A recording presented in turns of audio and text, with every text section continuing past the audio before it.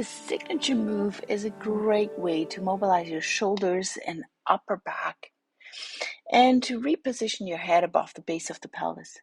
However, it comes with certain perks, like even in this pose, if you have the mobility, it's so easy to hyperextend not just your shoulders, but mostly your lower back and your entire front body.